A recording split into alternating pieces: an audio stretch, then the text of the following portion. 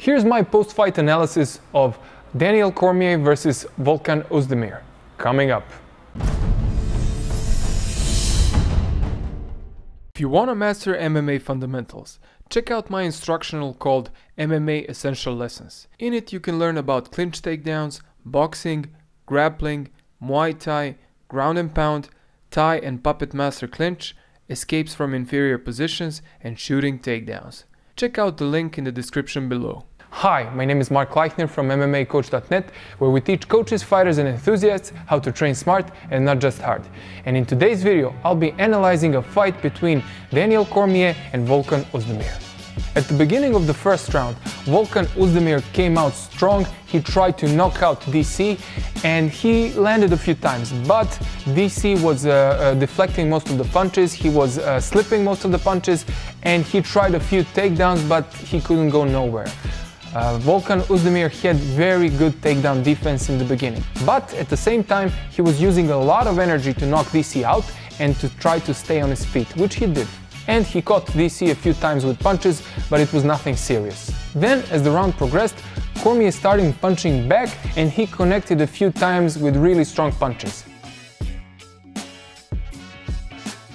He also continued to threaten with the takedowns, and while he was punching, he was also going forward and putting on pressure on Volkan, which is what he needed to do in order to tire him out.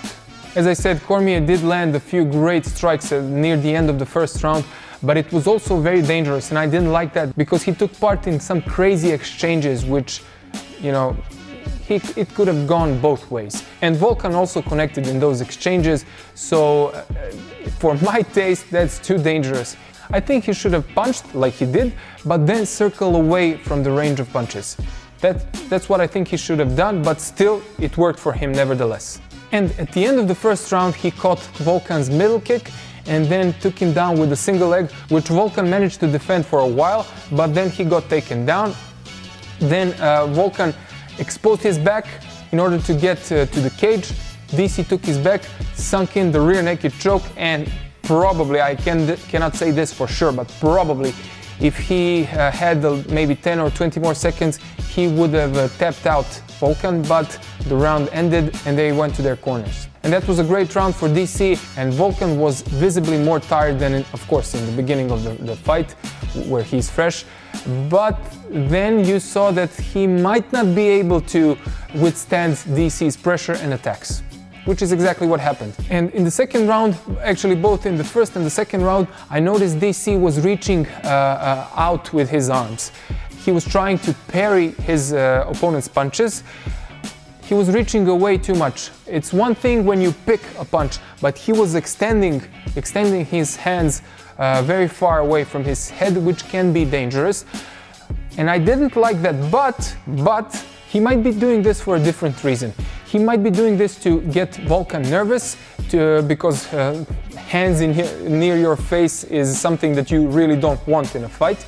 And maybe that prompts Volkan to start engaging in punches, which is what DC uses to level change and go for doubles or singles. I think maybe that was the reason he did it. I'm not 100% certain. But again, in the round 2, he also got a single leg on Volkan, and he used an inside trip finish to get Volkan to the mat. And I have a video on DC's single legs, on all of the variations of a single leg he does, and you can find it here in the cards or below in the description. And you can watch how he executes this single leg with an inside trip finish. So he got Volkan to the ground, he mounted immediately, which was amazing, then transitioned to side control and finished the fight with the side control crucifix. By the way, I think that side control is the best position for ground and pound in MMA. I can name you many reasons for this, but I'm not going to cover this now. Just know that it's a very strong position, which DC used beautifully. He stepped over Volkan's arm, Volkan couldn't get it out, and he was able to finish with punches. So very, very good work for DC. And this position was my most favorite position for ground and pound, and I used it extensively both in training and in fights. And if you'd like to learn more about this position, and if you'd like to learn more about ground and pound, you can find my instructional called total ground and pound blueprint up in the cards or below in the description. What did you think about the fight between DC and Volkan? Was there something that Volkan could have done better to prevent DC from dominating him?